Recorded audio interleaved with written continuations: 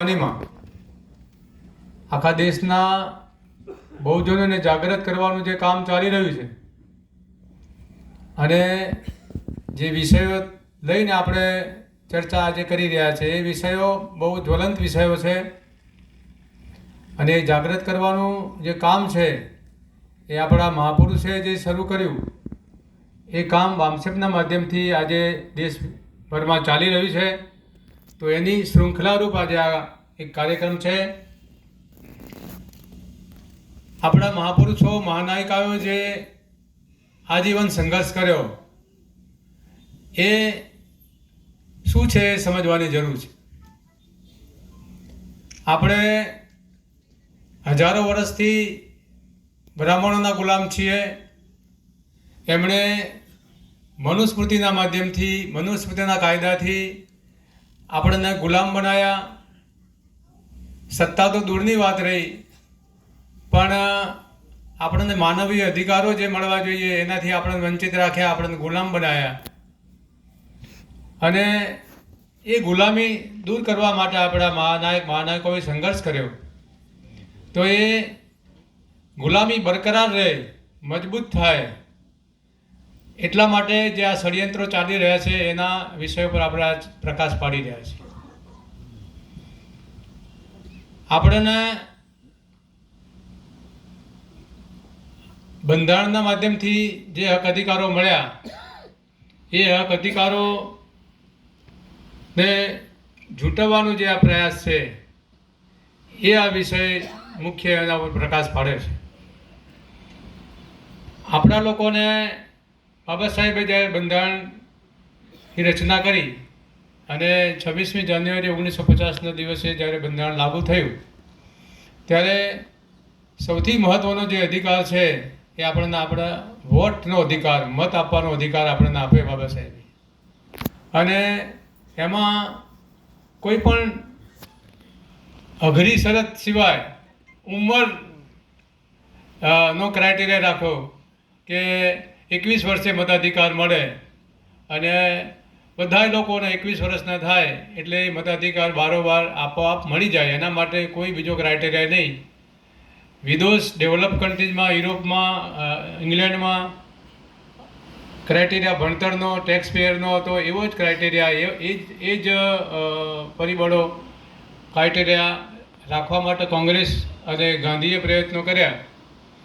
પણ બાબા સાહેબે બંધારણમાં જે જોગવાઈ કરી કે 21 વર્ષના થાય વ્યક્તિ ત્યારે એને મતનો અધિકાર મળે અને એ એક મતનું મૂલ્ય જે છે એ બધાય માટે સરખું. એ ગરીબ હોય, અભણ હોય કે સવર્ણ, સકોલ સવર્ણ એટલે બ્રાહ્મણ હોય કે મોટા ઉદ્યોગપતિ હોય કે વેપારી હોય કે રાજકારણી હોય. એટલે એ મહત્ત્વપૂર્ણ જે અધિકાર છે બંધારણીય, એ અધિકાર જે છે એ શાસન કરતી જમાત બનવાનો, શાસક બનવાનો અધિકાર. આપણે વંચિત લોકોને શાસક બનાવવાનો જે અધિકાર છે એ મતનો અધિકાર, જેને આપણા લોકો બહુ ગંભીરતાથી સમજી શક્યા નથી. હજુ આજે 75 વર્ષ થયા, 77 વર્ષ જેટલા, પણ શિક્ષિત લોકો પણ ગંભીરતાથી સાચા અર્થમાં સમજી નથી શક્યા. તો એ જે અધિકાર છે રાજા બનવાનો, શાસક બનવાનો, એ અધિકાર કેવી રીતે સમાપ્ત કરવો એ ષડયંત્ર શરૂઆતથી જ ચાલે છે. અને એમાં કોંગ્રેસ ને ગાંધીનું બહુ મોટું યોગદાન છે. પણ આપણા સંગઠનના માધ્યમથી આ જે ષડયંત્ર છે આપણાને શાસન કરતી જમાત બનતું રોકવાનું, આપણને ગુલામી આપણી મજબૂત થતી જાય અને એ બળવત્તર બને, એ જે ષડયંત્ર છે એનો પર્દાફાશ કરવાનું કામ, જે મેં કહ્યું, માન્યવર વામન મેશ્રામ સાહેબની આગેવાનીમાં રાષ્ટ્રીય સ્તરે ચાલી રહ્યું છે. તો આપણને બધાને ખબર છે કે પહેલાં આપણે મતપત્ર, બેલેટ પેપર, કાગળનું મતપત્રથી આપણે વોટ આપતા હતા અને આપણા MP MLAને ચૂંટતા હતા.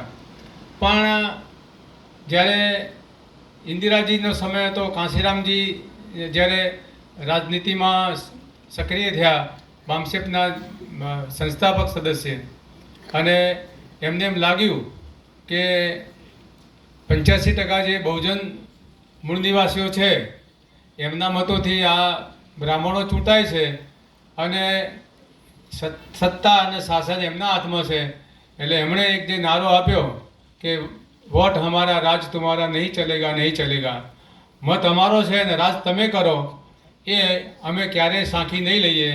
એટલે એ જે એમણે સૂત્ર આપ્યું એ સૂત્રને ગંભીરતાથી લઈ ઇન્દિરાજીએ વિચાર કર્યો કે કાંશીરામજી મજબૂતાઈથી રાષ્ટ્રીય રીતે જનજાગૃતિ ફેલાઈ રહ્યા છે અને SC ST OBCમાં આવી જ જો જાગૃતિ આવશે તો આવનારા સમયમાં એ વોટ સવર્ણોને બ્રાહ્મણોને નહીં આપે અને આપણી જે સત્તા છે શાસક તરીકેની એ લાંબો સમય નહીં રહે. એટલે EVM ઇન્દિરા ગાંધીના શાસનમાં આવ્યું અને એ પછી કોંગ્રેસના શાસનમાં જ એને આધિકારિક રીતે પ્રસ્થાપિત કર્યું અને ઇલેક્ટ્રોનિક વોટિંગ મશીન પ્રસ્થાપિત થયું અને EVMથી આપણા મતનો અધિકાર સમાપ્ત કરવાનો જે આખું ષડયંત્ર કોંગ્રેસ એ જ શરૂ કર્યું. અત્યારે ભલે લોકો ઉહાપો કરે રાહુલ ગાંધીના માધ્યમથી ને કોંગ્રેસના માધ્યમથી કે વોટ ચોર, મોદી વોટ ચોર એવા સ્લોગન પહોંચાડે અને મીડિયાથી બહુ ભરપૂર પ્રમાણમાં પ્રચાર કરવામાં આવે, પણ એ આપણું જે આંદોલન છે વામન મેશ્રામ સાહેબની આગેવાનીમાં EVMથી વોટ ચોરીના માધ્યમથી આપણને ગુલામ બનાવી રાખવાનું જે ષડયંત્ર છે એને દબાવવા માટેનું આખું આ પ્લાન છે, એમનું ષડયંત્ર છે, આખું કૌભાંડ છે. તો એને સમજવાની જરૂર છે કે જેમ રાહુલ ગાંધીએ લોકસભાના પ્રચારમાં કહ્યું કે સંવિધાન જોખમમાં છે, સંવિધાન ખતરામાં છે, ત્યારે સંવિધાન ખતરામાં કેમ છે કે વોટ ખતરામાં છે, મતનો અધિકાર ખતરામાં છે EVMના માધ્યમથી. તો એ આપણે EVMના વિરોધમાં આંદોલન ચલાવતા હતા મેશ્રામ સાહેબને, ત્યારે બંધારણ બચાવવાની વાતો કરે. અત્યારે આપણે EVMનું આંદોલન ચાલુ જ છે અને એ ચાલુ જ રહેવાનું છે. એને દબાવવા માટે આ વોટ ચોરીનું જે આખું જે કૌભાંડ ઊભું કર્યું છે અને આપણા લોકો એમાં અજાણતાથી ભોળપણમાં જે જોડાયા છે તો એ ખરેખર ના જોડાય અને આપણું જે આંદોલન છે EVMના વિરોધનું, EVM આધુનિક મનુસ્મૃતિ છે અને આપણી બધી સમસ્યાઓનું મૂળ ઇલેક્ટ્રોનિક વોટિંગ મશીન છે. એટલે જ્યાં સુધી EVM હશે ત્યાં સુધી આપણી કોઈ પણ સમસ્યાનું સમાધાન થવાનું નહીં અને આપણી બધી સમસ્યાઓ વધતી જવાની છે. એટલે આપણે ઇલેક્ટ્રોનિક વોટિંગ મશીન હટાવવા માટેનું જે આંદોલન વામન મેશ્રામ સાહેબ રાષ્ટ્રીય સ્તરે ચલાવી રહ્યા છે એને આપણે ભરપૂર સમર્થન આપવું જોઈએ અને એના જન આંદોલન જ્યાં સુધી નહીં બનાવીએ ત્યાં સુધી આ EVM આ લોકો હટાવવાના નથી, કોંગ્રેસ ને બીજેપી. કારણ કે એમનું મિલીભગત છે, એમનું મિલીભગતના કારણે એ સત્તાની વહેંચણી કરી રહ્યા છે. કેન્દ્રમાં સત્તા એમની છે, અમુક રાજ્યોમાં સત્તા છે અને આંતરિક રીતે શાસન પ્રશાસનમાં પણ સત્તામાં ભાગીદારી રીતે આંતરિક રીતે મળે છે. તો એ જે ષડયંત્ર છે એને આપણે સમજવાની જરૂર છે અને ઇલેક્ટ્રોનિક વોટિંગ મશીન હટાવવાનું જે આંદોલન, EVM હટાવવાનું જે આંદોલન મેશ્રામ સાહેબની આગેવાનીમાં ચાલે છે એને આપણે બધાએ સમર્થન કરવાનું છે. તો આ વાત આજે અહીંયા સાહેબના માધ્યમથી આપણે સમજશું અને બીજા વક્તાઓ પણ વધારે કહેશે બીજા વિષયો વિશે. તો એ જાણી સમજી અને આપણા જે લોકો છે, ભોળા લોકો છે, ભ્રમિત લોકો છે, એને આપણે જાગૃત કરીએ અને આ આંદોલનમાં જોડીને જન આંદોલન કરી અને EVM હટાવીએ. એ જ આજના દિવસનો મારો સંદેશ આપવાનો છે. મને વક્તા તરીકે સામેલ કરી આપ સૌ સમક્ષ વાત કરવાની જે તક આપી એ બદલ આયોજકોનો આભાર, વામન મેશ્રામ સાહેબનો આભાર. ધન્યવાદ. જય મનવાસી.